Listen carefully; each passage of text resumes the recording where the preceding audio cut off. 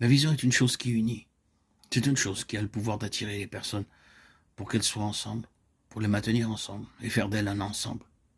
Un peuple qui agisse conjointement, ayant une seule vision.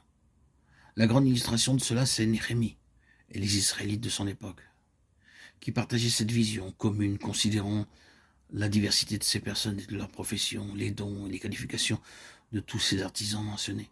Combien d'éléments différents dans ces vies. Mais ils formaient un peuple solidaire simplement parce qu'ils avaient joui de la même vision.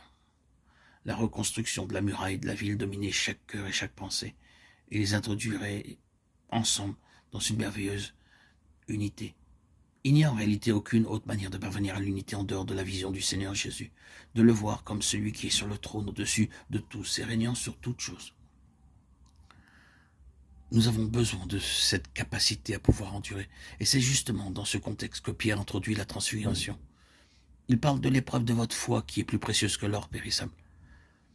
L'épreuve de la foi cause des multiples tentations. Il introduit cette vision car elle permet d'endurer et d'aller de l'avant.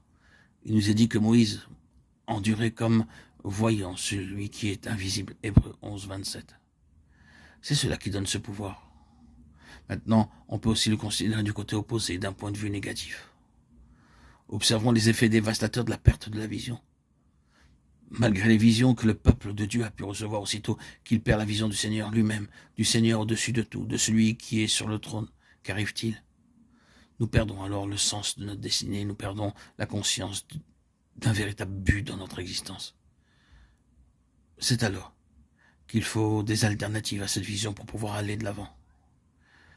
Mais ces choses épuisent et déçoivent. La perte de la vision a toujours pour conséquence la perte de l'intérêt et d'une réelle motivation pour notre vie. De la même manière, cela est aussi vrai dans le domaine de la cohésion et de la coordination. Perdons la vision et le résultat sera toujours la désintégration, la division, la séparation, la confusion, la perte de force et de stabilité. Ce n'est pas une affaire de théorie ou de technique. C'est absolument vrai. Certains parmi nous le savent. C'est pourquoi nous parlons ainsi maintenant. Nous savons que quand un peuple a réellement été saisi par la vision du trône, de la majesté du Seigneur Jésus et de l'autorité de Christ, le merveilleux sens d'un but et d'une merveilleuse motivation, d'une merveilleuse unité saisit ce peuple. Il forme un peuple uni. C'est le trône qui le réalise. Et le fait d'avoir saisi ce que signifiait ce trône. Mais quand certaines choses prennent la place du Seigneur, quoi que ces choses puissent signifier, alors le déclin commence. Et tôt ou tard, la désintégration agit, la confusion s'installe. Il y a une perte d'intérêt, de motivation et de but.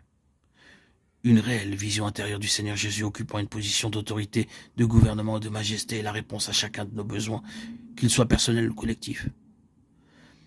Il en fut ainsi autrefois. Il en est de même maintenant.